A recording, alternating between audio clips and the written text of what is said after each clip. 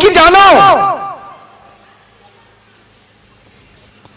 আল্লাহর হক তার বান্দার উপরে কি? ওমা হাক্কুল ইবাদি আলাল্লাহ, এবং আল্লাহর উপরে বান্দার হক কি? হযরতে মুআজ ইবনে জাবাল রাদিয়াল্লাহু তাআলা আনহু বলছেন, কুলতু ওয়াল্লাহু ওয়া রাসূলুহু আলাম। হযরত মুআজ বলছেন, আমি বললাম আল্লাহ এবং আল্লাহর রাসূল সবচাইতে বেশি জানেন যে বান্দার উপরে আল্লাহর হক কি আর আল্লাহর উপরে বান্দার হক কি।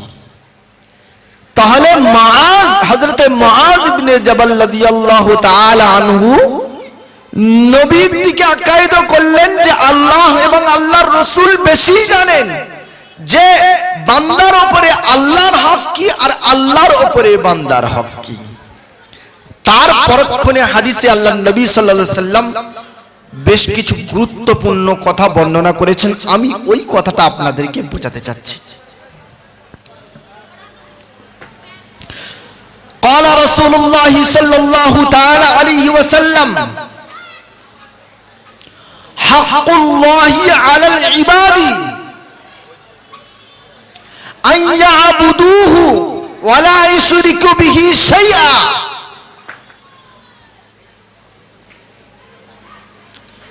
حق العباد على الله حق الله على العباد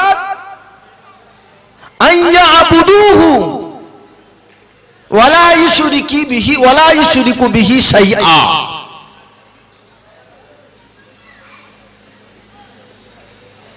বান্দার উপরে আল্লাহর হক হলো যে বান্দা রব্বুল আলামিনের ইবাদত করবে, আল্লাহ পাক রব্বুল আলামিনের ইবাদত করবে, উপাসনা করবে, আরাধনা করবে, ওয়ালা ইউশরিকু বিহি শাইআ, এবং আল্লাহর সঙ্গে কারোর শরীক করবে না, শিরক করবে না। শিরক হচ্ছে কি সবথেকে বড় গুনাহ। তাহলে বান্দার উপরে আল্লাহর হক হলো যে বান্দা আল্লাহ পাক রব্বুল আলামিন সৃষ্টি করেছেন। আল্লাহ বলেছেন, ওমা খালাকতুল জিন্না ওয়াল ইনসা ইল্লা লিয়াবুদুন, আমি জিন জাতিকে এবং মানুষ জাতিকে সৃষ্টি করেছি শুধুমাত্র ইবাদত করার জন্য। এটা কোরআন।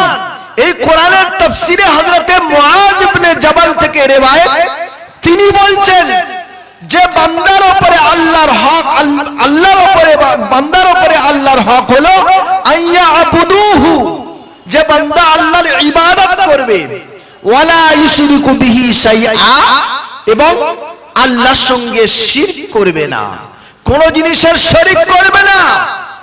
ইন্না শিরকা লাযুলমুন আযীম, শিরক হচ্ছে সবচাইতে বড় গুনাহ।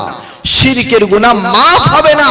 তাহলে বান্দার করণীয় হলো যে বান্দা দুনিয়াতে বেঁচে থাকা অবস্থায় আল্লাহর ইবাদত করবে, উপাসনা করবে, আরাধনা করবে, এমন কোন কাজ করবে না যে কাজের দ্বারায় আল্লাহর সঙ্গে শিরক হয়ে যাবে, আর শিরক হলো সবচাইতে বড় গুনাহ।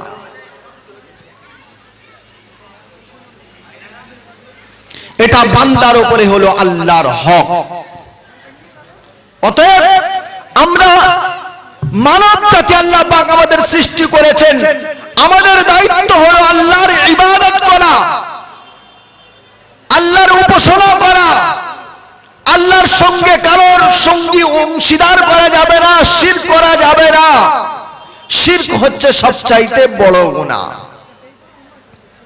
আর আল্লাহর উপরে বান্দার হক কি? আল্লাহর উপরে বান্দার হক হলো মান লা ইউআযিবুহু ওয়ালা ইউশরিকু বিহি শাইআ, যে আল্লাহ পাক ওই ব্যক্তিকে কোনদিন আযাব দেবেন না যে ব্যক্তি আল্লাহ পাক রব্বুল আলামিনের সাথে কোনদিন অংশীদার করেনি, কাউকে শিরক করেনি, যে কোনদিন শিরক করেনি, আল্লাহর সঙ্গে কারো, আল্লাহর জাতের সঙ্গে, আল্লাহর সিফাতের সঙ্গে কোনদিন কাউকে শরীক করেননি, সেই ব্যক্তিকে আল্লাহ পাক রব্বুল আলামিন কখনো আযাব দেবেন না। এটা হলো আল্লাহর হক। আল্লাহ কোনদিন তাকে আযাব দেবেন না। সেই জন্য আমরা মানুষ, আমাদের উপরে হক হলো আল্লাহ পাক রব্বুল আলামিনের ইবাদত করা এবং আল্লাহ পাক রব্বুল আলামিনের সঙ্গে শিরিক না করা। শিরিকটা হচ্ছে সবচাইতে পৃথিবীর চাইতে বড় গুনাহ। গুনাহ অনেক রকম রয়েছে, কিন্তু সে গুনাহ সবচাইতে বড় গুনাহ হলো শিরক।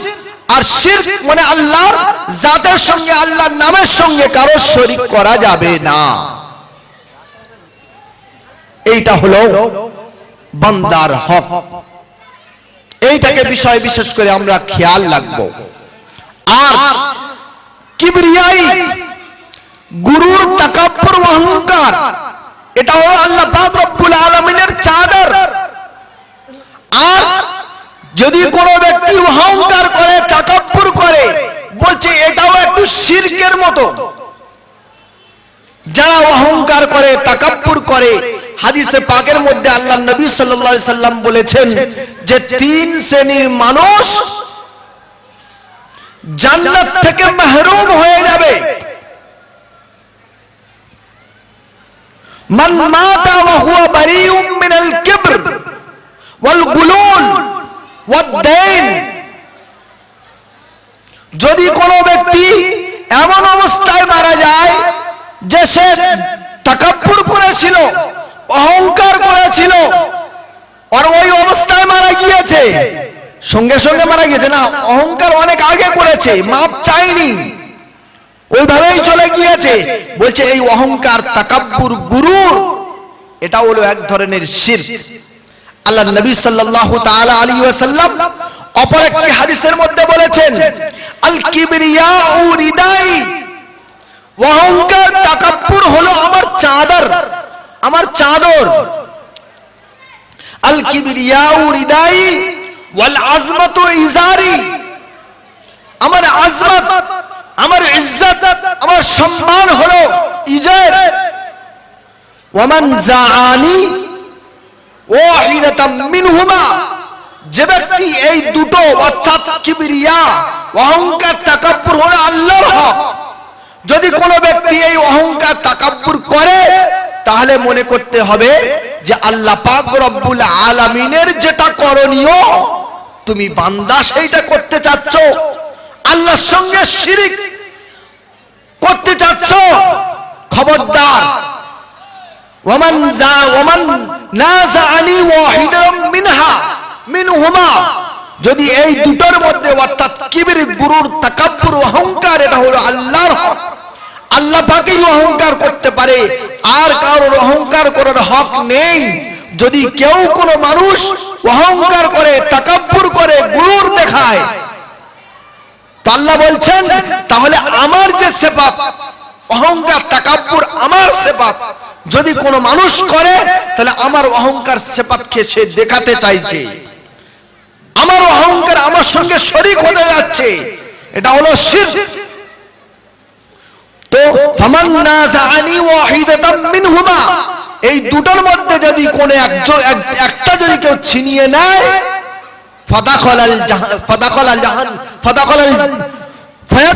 ফায়াদখুলু জাহান্নামা, তাহলে সে জাহান্নামে প্রবেশ করবে, সে জাহান্নামে দাখিল হয়ে যাবে। সুতরাং অহংকার, তাকাব্বুর কোনোদিন করা যাবে না। এটা হলো আল্লাহ পাক রব্বুল আলামিনের হক। একমাত্র গুরুর, তাকাব্বুর, অহংকার রব্বুল আলামিন দেখাতে পারেন। তিনি আসমান জমিনকে সৃষ্টি করেছেন, আমাদেরকে সৃষ্টি করেছেন, জিন জাতিকে সৃষ্টি করেছেন, সব কিছুই সৃষ্টি করেছেন। একমাত্র গুরুর, তাকাব্বুর তানারই হক, তিনি দেখাতে পারেন। যদি কোনো মানব জাতি এটা অহংকার, তাকাব্বুর দেখাতে চায়, তাহলে আল্লাহ পাক রব্বুল আলামিনের একটা সিফাতের সঙ্গে সে শরীক হয়ে গেল। আর আল্লাহ পাক রব্বুল আলামিনের সিফাতের সঙ্গে শরীক করা এটা হলো শিরক। আর আল্লাহ পাক বলছেন ইন্নাশ শিরকা লাযুলমুন আযীম, শিরক হলো সবচাইতে বড় গুনাহ, এই গুনাহ কোনোদিন ক্ষমা হবে না। যদি কোনো ব্যক্তি এই শিরক করে মারা যায়, তওবাতিল্লাহ যদি না করে, তা বলছে সে জান্নাত থেকে মাহরুম হয়ে যাবে। তিন শ্রেণীর মানুষ জান্নাত থেকে মাহরুম হয়ে যাবে। তার মধ্যে এক শ্রেণীর মানুষ হলো গুরুর তাকাব্বুর অহংকারকারী, সে জান্নাত থেকে মাহরুম হয়ে যাবে। দ্বিতীয় নাম্বার হলো আল গুলুল, গুলুল অর্থাৎ খেয়ানত, খেয়ানতকারী, সে কোনোদিন জান্নাতে প্রবেশ করতে পারবে না। আর আদ্দাইন, যারা মানুষদের কাছে টাকা নিয়ে পয়সা নিয়ে পৃথিবীর জমিনে খেয়ে চলে গেছে, আদায় করেনি, এই সমস্ত মানুষরা জান্নাত থেকে মাহরুম হয়ে যাবে, জান্নাতের দরজাও পর্যন্ত দেখতে পাবে না। সেই জন্য বিশেষ করে এই তিনটি জিনিস থেকে আমরা সর্বসময়ের জন্য যতদিন বেঁচে থাকবো হেফাজত হয়ে থাকবো, এর থেকে দূরে সরে থাকবো, অহংকার কোনোদিন করব না। আর যদি কোনো জিনিসের আমানত আমাদের কাছে থেকে থাকে, কোনোদিন খেয়ানত করব না। আর যদি কারোর কাছে কোনো জিনিস মাল সম্পদ নিয়ে থাকি, তাহলে তাকে বেঁচে থাকা অবস্থায় তার পয়সা তাকে আদায় করে চলে যাব। যদি এই তিনটার মধ্যে যদি কোনো একটা জিনিসের মধ্যে গ্রাস হয়ে যায়, তাহলে আমি আপনি জান্নাতের সুগন্ধিও পাবো না। তাই আল্লাহ পাক রব্বুল আলামিন আমাদের যা কিছু শুনিয়েছেন এর উপরে আমল করার তৌফিক দান করুক। সময় সংক্ষেপ, এখনই আজান হবে, তারপরে পরেই নামাজ হবে। আমাদের হাফিজুল উল্লাহ সাহেব কিছু বলবেন।